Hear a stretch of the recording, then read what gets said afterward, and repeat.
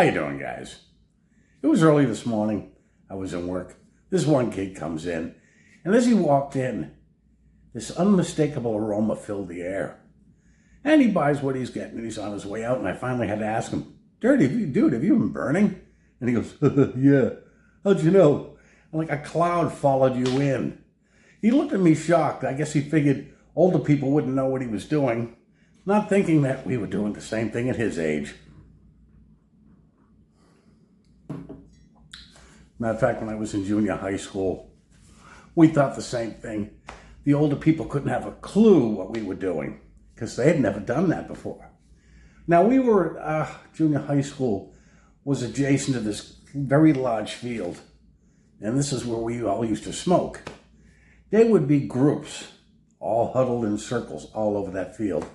And of course, everybody knew what they were doing because this was visible from the school. This was every morning. We'd all go in, eyes would be real squinty, and that unmistakable aroma would fill the classroom.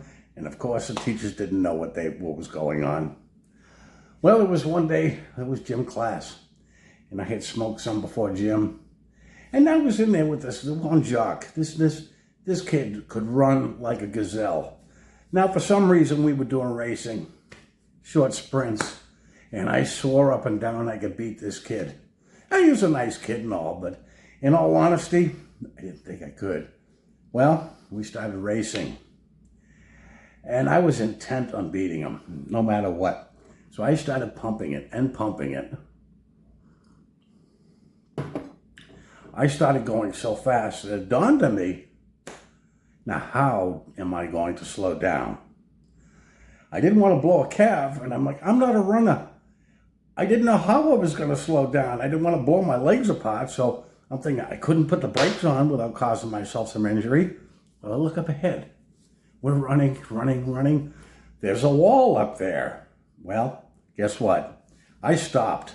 I'm on the ground like this, and they finally helped me up. I collided with that wall, and that knocked me flat on the ground. But yes, I did win the race. One thing, all had in common when we were young, in school, into our 20s, into our 30s, we always thought ahead. Sometimes the things we used to fantasize about were totally outrageous. But as you started focusing, would reel them in, then they become dreams. And it gave you something to shoot for. Even that girl with the big jugs that used to sit next to you in math class. You know, the one you wanted to boink, but you wouldn't stand a chance with her? Matter of fact, there was one time we had a math class. I can't remember what grade I was in. We were a bunch of little juvenile delinquents. We also didn't have a dress code. We had this one girl. She had developed really fast and very large. And she used to like to wear halter tops. Well, I used to like to sit behind her one day, and we were all smoking, and I was stoned out of my trees, and she's sitting there in front of me. I stopped playing with the knot. Don't know why, but I was just sitting there tugging on it and stuff she didn't notice. A friend of mine had gotten up, and he goes up to the desk to drop off his paper. As he's coming back, I look at him. No, you're not going to. He did. As he's walking by her, he exposes himself and starts waving in her face like it was a flag. Well, she jumps up, not realizing I had that bow in my hand. As she stood up, the halter top came off. Teacher turns around. There's my friend with his Johnson in his hand, and this girl who had exposed her very large breast. Try explaining this to the principal. But as I was saying, you always thought ahead. When you get out of school, your dreams get a little bit more intelligent, not so far out. But like I said, you always have things to shoot for. I noticed in recent years that has changed. Probably sometime in the last 10 years. I not so much focus on the future, because I'm like, okay, at this stage of my life, what have I got to look forward to? Losing my teeth? Sitting in a wheelchair? being put in a geriatric unit, I more or less focus on what's already happened, thinking about things in the past. Now, in all honesty, I look back in my life, I don't have too much as far as regrets. I can think of two. I think two things that I do regret. And to be honest with you, I'm glad I did not become one of Jehovah's Witnesses when I was younger. As the thing is, I really, in all honesty, when I was younger, don't regret anything I did when I was younger. I do kind of wish there were some things I didn't do that I wish I had. Now at this stage of my life, it's kind of like, well, that's kind of beyond me now, not happening. The one thing I do regret, besides becoming one of Jehovah's Witnesses, was getting married when I did. See, the year I got married, I was actually really starting to enjoy life. I had the world right in front of me. Everything around me was fun, happy, and I'm like thinking, deep down, I didn't want to get married. Come to find out, my wife also didn't want to get married. Neither one of us said anything. But the day of the wedding, especially the reception, I fell into a deep funk.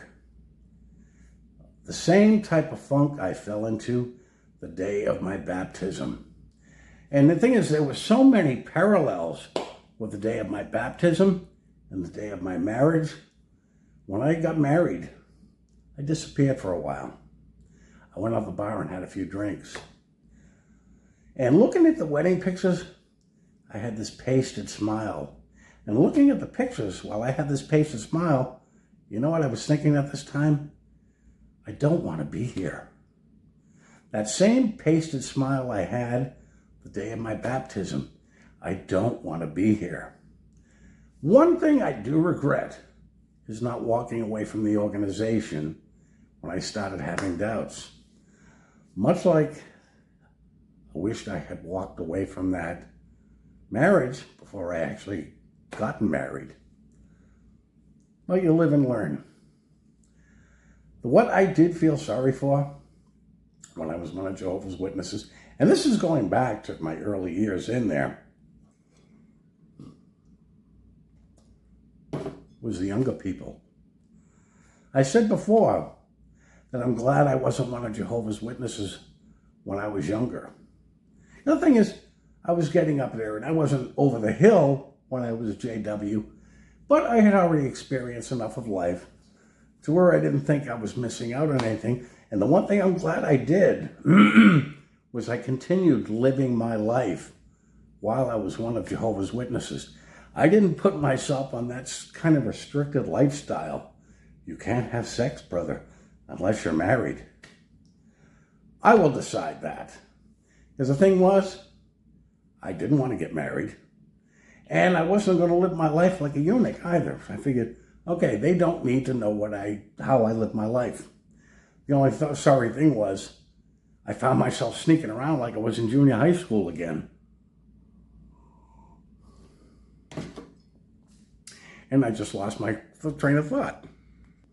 I know a lot of the younger people were very curious what it was like on the outside, because they used to ask me a lot of questions. They used to hover around me quite a bit, because they knew I came in from the outside. I was older, I had lived my life, so they would ask me a lot of questions. And I could see deep down inside when many of them were very unhappy with their lifestyle.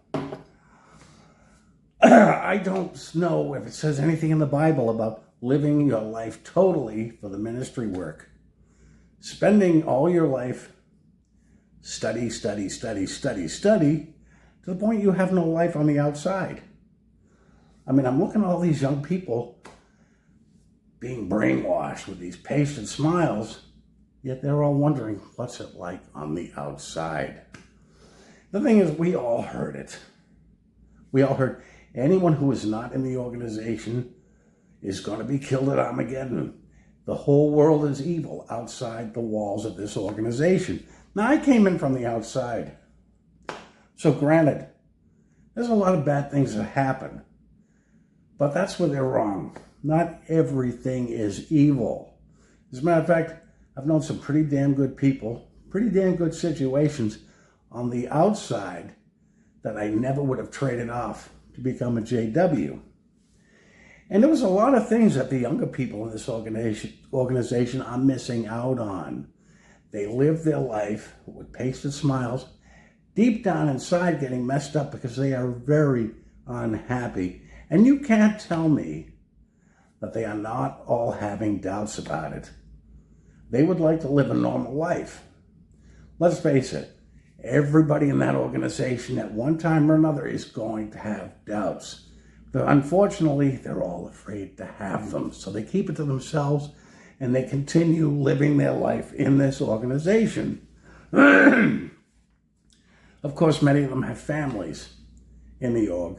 And they all know if they leave, their families will be pulled away from them. That was where I benefited because I didn't have anybody on the inside. And there was nothing they could use against me to keep me there. But in all honesty, I don't speak to my family anyways. And the thing is, freedom always comes at a cost. If you're a young person in the organization and deep down are having doubts about it, I'm not happy here. I want out. You don't have to go hog wild when you get out because you've got your whole life ahead of you. I mean, there were so many things I took for granted when I was younger. A good pair of knees, hips, a memory, a back that could bend. I used to be able to run, and I had a very pronounced, definite walk when I was walking. I used to walk like I was on a mission. Right now, I struggle just to get to the mailbox.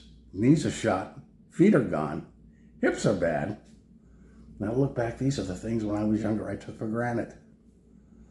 And I think a lot now of the past, when I could run, when I could jump, when I could do a lot of things I can't do now. And I'm just looking at these young people in the organization that spend their time peddling a Bible and these ridiculous magazines, studying with 5 meetings a week, not to mention the conventions and assemblies, and wondering, what is a real life like? Because I'm telling you, what you're living now is not a real life. And you may be thinking, well, what if I leave and what if Watchtower is right? Let me address that. First of all, what if they're wrong? And that new system they keep talking about never exists to begin with. You've sat through these meetings every week, year after year, month after month, for absolutely no reason. So you've spent your whole life pursuing something that doesn't exist. And if it does exist, you spent your whole life living a restricted lifestyle, 5 meetings a week, umpteen number of hours in the ministry. What makes you think that the new system is going to be any different? Only it'll be perfect. But you're still going to be living a restricted lifestyle with untold number of meetings and who knows what else. So either way, it's a shitty lifestyle. But think about it. If you want to walk away from this organization, but you're afraid to lose your families and friends, like I said, freedom always comes at a cost. There's a lot of things I walked away from when I was younger, and I lost a lot. I don't have contact with my family, and they're not JWs. I walked away from a lot, but I have my freedom. I lost it for a while I was a JW, but I got it back. And when I started having my doubts, that was the beginning. And the thing is, once you start having your doubts, there's no way you can ever go back to not having them, to be happy in this organization. Look around you. Stop letting the scare tactics work. If you want out, build a life on the outside first, because there are always alternatives. And the JW lifestyle is not the only lifestyle there is. And not everything on the outside is evil. Take that from somebody who grew up on the outside. Anyways, guys, I just wanted to get that out there. I hope you all have a good day. I'll be talking to you soon.